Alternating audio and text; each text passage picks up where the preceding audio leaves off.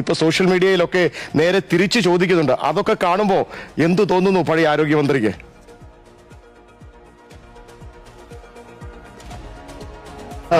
വ്യക്തിപരമായി പറഞ്ഞാൽ വിമർശനവുമുണ്ട്, വേട്ടയാടലുമുണ്ട്.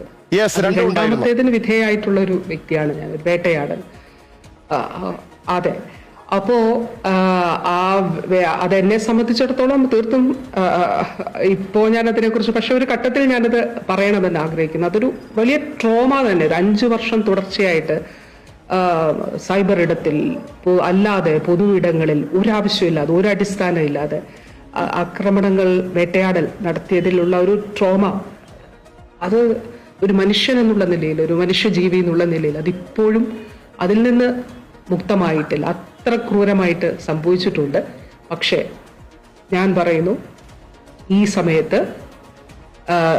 ശരിയും തെറ്റും കാലം തീരുമാനിക്കും, കാലം തെളിയിക്കും, അതിലൊരു സംശയമില്ല. ഈ ഘട്ടം ഇത് വളരെ പ്രധാനപ്പെട്ട ഒരു ഘട്ടമാണ്. പകർച്ചവ്യാധികൾ സംസ്ഥാനത്ത് വ്യാപകമാകുന്ന ഒരു ഘട്ടമാണ്. ഇവിടെ നമ്മുടെ ലക്ഷ്യം മരണനിരക്ക് കുറയ്ക്കുക എന്നുള്ളത് തന്നെയാണ്, മരണങ്ങൾ ഉണ്ടാകാതിരിക്കുക എന്നുള്ളത് തന്നെയാണ്.